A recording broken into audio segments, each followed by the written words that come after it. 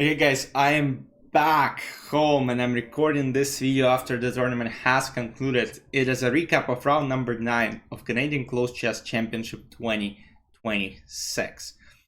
Ninth round of the event. I'm at 5 out of 8 points. Go check out the previous recaps. And if I win this game with white pieces against my 23-42 opponent, I'll be getting 6 points, meaning that I'll also get 65% of the points available in the event, and that would allow me to apply for FIDE Master title. So let's see how it went. So I started the game with e4. I played Vadim 2 years ago in a blitz competition. He played French, and I also checked the database. The only thing he played with black is play French. His FIDE rating for Rapid and Blitz at some point was over 2500, so I'm not sure why he's not applying for the title, because he was at some point 2440 in classical chess. He was over 2500 in both Blitz and Rapid. It's unbelievable. He is an IM level strength in my opinion, considering what his ratings were. And I knew it's gonna be a tough task to beat him, especially in classical chess. So he goes d6, I go d4, d5, knight f3, knight f6. So what happened 2 years ago was bishop b4. I played d5, knight d4, bishop c1. Oh no, h6, bishop c1, knight d4. My bad. Let's delete this move. h6, bishop c1, knight d4, queen g4. So that's what happened. g6, I played knight e2, then he went c5.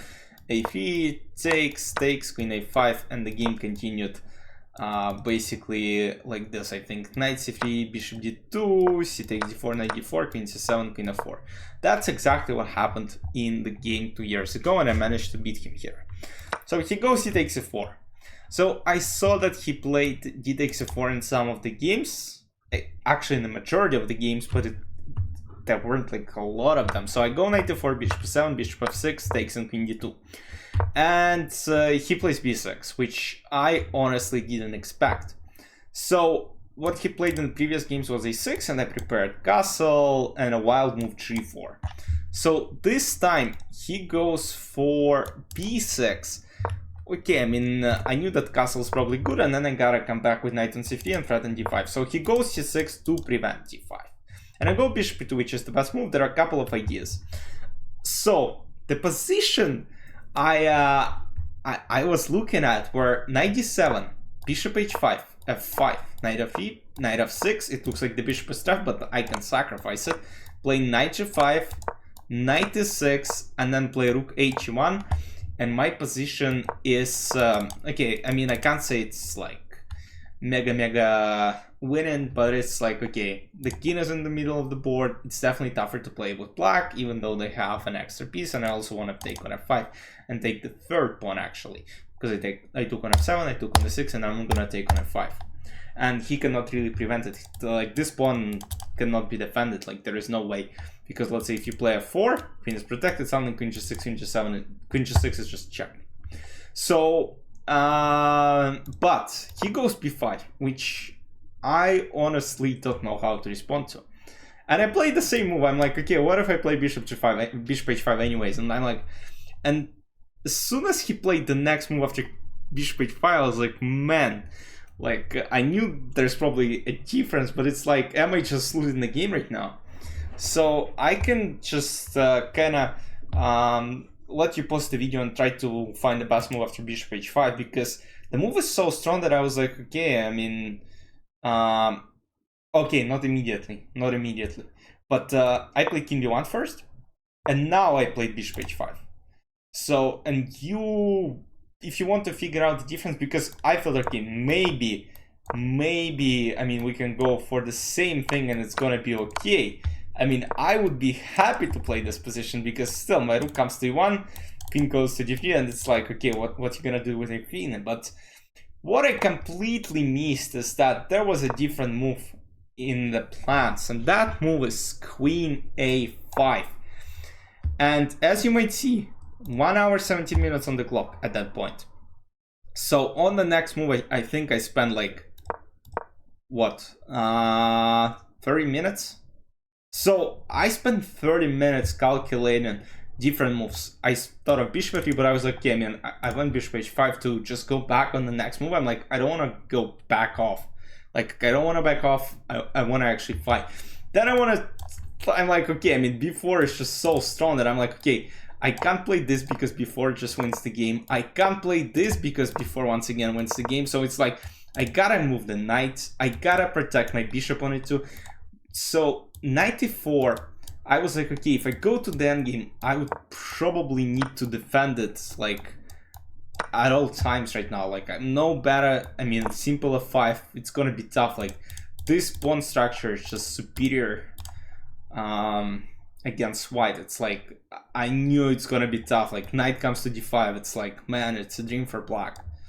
So I spent 30 minutes calculating the forced line, which actually happened in the game, to my surprise, because I thought that I missed something, and luckily for me, he missed the best computer line as well. So queen e2, and of course I spent a lot of time calculating what's going to happen after b4, because I'm kind of forced to play knight e4, and then he kind of has to play bishop a6.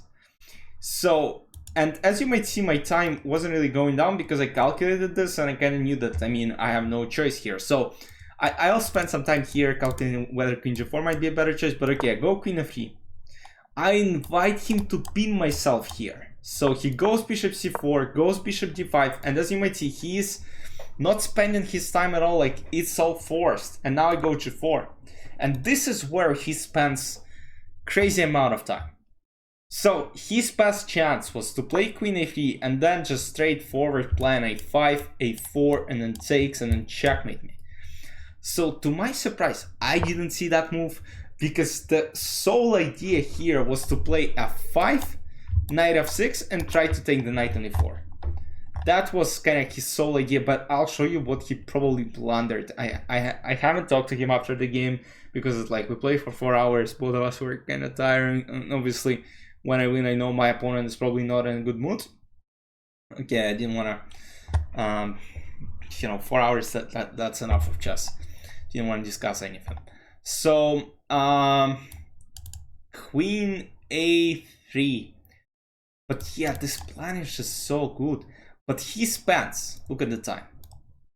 So he spends 23 minutes on move f5. And I mean, I saw the move and I'm like, okay, I'm taking immediately, as you might see. So he goes knight f6. He's like, okay, if you take, I mean, I'll take your rook on the next move. So I take, and I go queen f3. I'm sacrificing my rook on h1. But the idea is that after bishop h1, I play queen e6. And now, if king g8, queen f6, I mean, it's just a horrible position. Like, this queen f6, king c7, I mean, you can just probably resign because, let's say, takes, I mean, I'm attacking this, let's say queen b5, I don't know, d5. It seems absolutely hopeless, like d6 is coming, queen f7 is coming, it's like black are just getting swept off the board. The other thing is probably because, let's say, he calculated something like this, king d8, I gotta go rook e1, or let's say, I'm still apparently good after queen f7, but I think he forgot about f6 because, okay, if he takes, it's a checkmate and he cannot really do anything. I also calculated a kind of interesting line, let's say queen c7. I was like, okay, what if I play this and let's say king d8, there is queen just, oh, that is actually bad, but okay, I mean, I can play rook e1, right? So the idea here is that, let's say bishop d6, rook e8 is a checkmate. So, and if queen f7, queen f7, I mean, it was all just completely hopeless. I can also play f takes, yeah. I mean, this is just looking very good for white. I mean, it's completely winning. So, after queen e3, he of course doesn't take the rook because he sees that queen e6 is coming and it's like hopeless.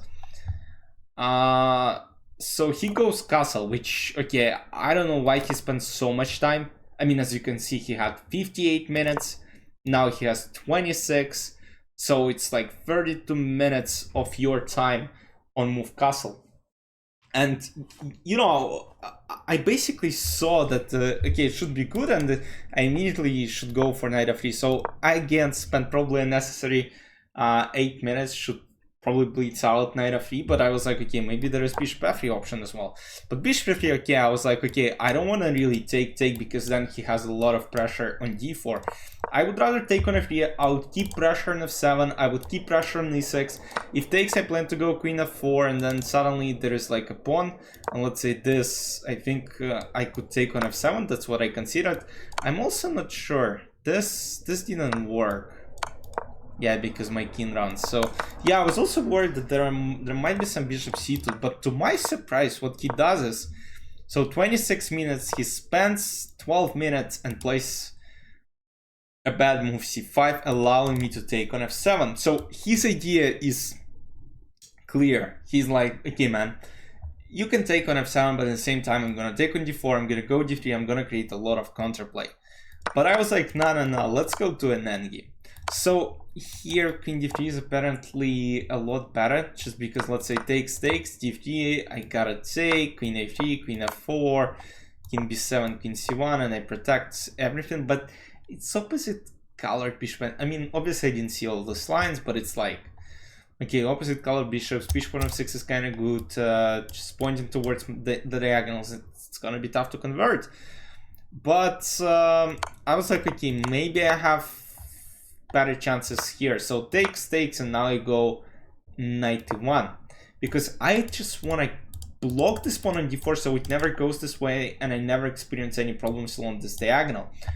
And with the help of knight on d3, I can push f4, and suddenly, I mean, the bishop on f6 will need to reroute somewhere, while if it reroutes somewhere, I can use the open files, which bishop now blocks, g7 and e7. If bishop kind of goes to, let's say, e7, I go rook g1, rook g7. If he goes g7, I go rook e1, rook e7. So he goes rook f5, knight d3, a5, rook e1, king d7, f4. I was like, okay, computer doesn't really like my technique. I mean, I agree with it. I played kind of terrible. So rook g8, I go rook e2. I also thought maybe I gotta go for rook g1, but I was like, okay, if I trade more pieces, it might not be very good for myself. Like, okay, I still have chances with the pawn up, but I was like, okay, maybe I should kind of not rush with it too much. So I go rook e2, rook g4, and now a3.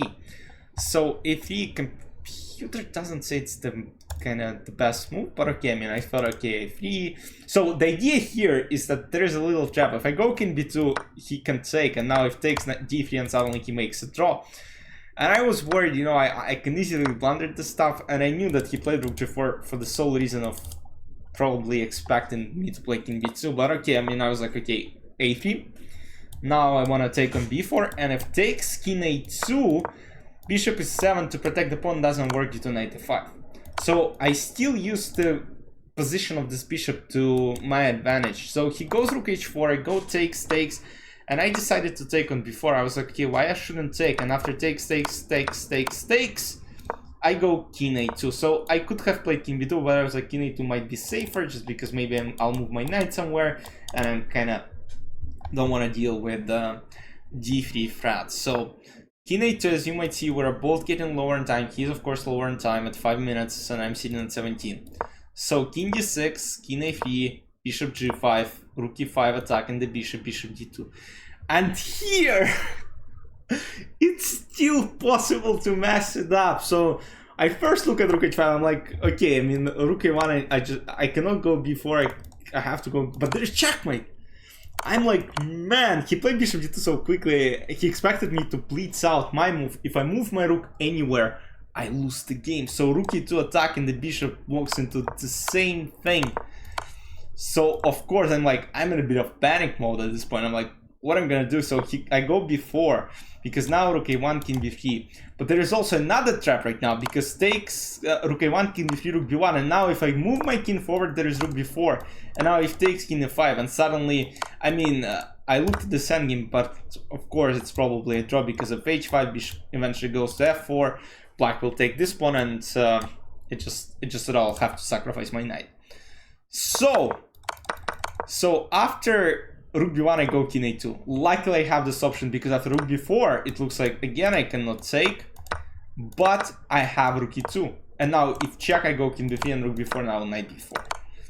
So trap kind of ended, he has to move the rook, and I go rook h5.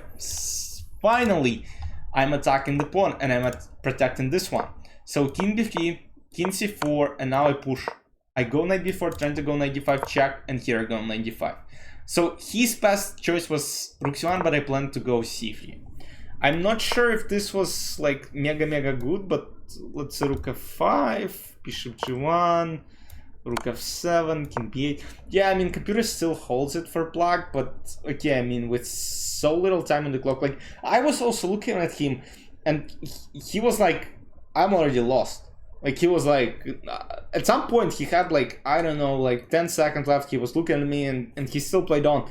Because at that point I kind of realized, okay, he just will put some trap, but he doesn't believe he can save this game.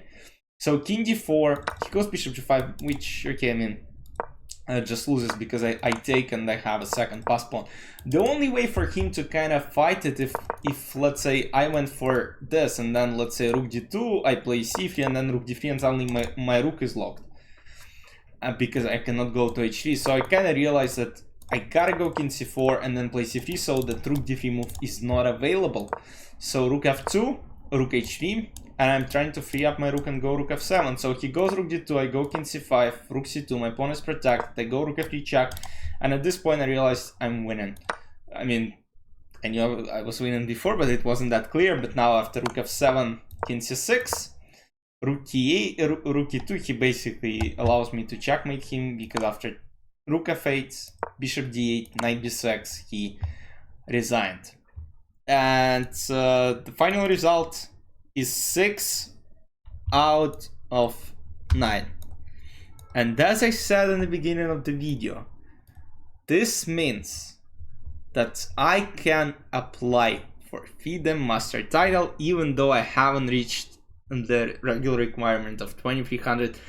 But for different regions, sometimes they host this zonal events, like in the countries like Canada, Australia, let's say Jamaica. I mean, there are a lot of countries. I usually play against a lot of players online who haven't reached, let's say, 2300, but there are FEMs, there are CMs, so forth. And to score 6 out of 9, I mean, I know the field that I played against is probably not that good, but it's like, okay, man, I still managed to score 6 out of 9 points. There were people of my rating who hasn't done so, or let's say people even with higher rating who hadn't done so. So yeah, I'm quite happy about my performance. The accuracy in this game, as we're gonna see, is I think 93. So basically the only game I didn't play great was against the eventual winner of the event. So yeah, 90%. I mean, I can't say it's bad. 25-50 performance, a bit surprising. Endgame technique 85. Other techniques were actually quite good, so but yeah, I mean, you know, obviously was so nervous because at some point, like in the opening when I played the queen at 2 and then knight e4, then bishop a6, bishop c4, bishop d5, I was like, okay, I mean, I don't know how I'm gonna win this game. And suddenly he started thinking, he started making mistakes.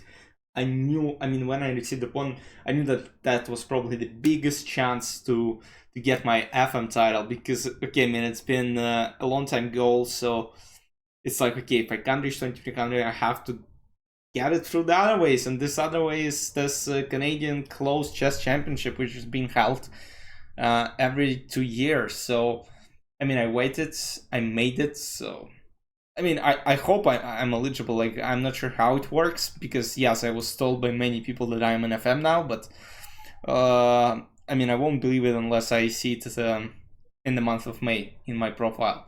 But yeah, so soon we will be changing this NM to hopefully FM, and it's gonna be very good. I mean, I don't know if I should be happy about it. Many people would call it like fake master and so forth, but I mean, I think I played quite well. I mean, I played decent. 4 draws with black, 4 wins with white, and 1 loss against the Canadian champion and arguably the best player in Canada right now. So yeah, there's a lot of things to be happy about considering how poorly I did. I mean, I only lost 2 games in the previous classical event in February, but still, I mean, it was kind of punch in the face. But what I did here with 1 loss against the gem, I mean, kind of feels satisfying, you know. But okay, guys, my next event, I'm not sure what it's gonna be. Probably Ontario Open 2026, which will be held in May. So it's like 1.5 month break. Obviously, gonna study a lot of new theory. Hopefully, can utilize that in the next events. But yeah, I mean, I played a lot of new openings. I played Catalan. I played the 5 in 3 out of 4 black games. With black in Nidorf, I didn't experience any problems against FIDE Master, who was rated 2300. So it's like, okay, very good event. So hope you guys enjoyed. Let me know any questions you might have, any suggestions regarding the recaps. I mean, I'm all listening, and hope to see you in the future videos. Enjoy. Bye bye.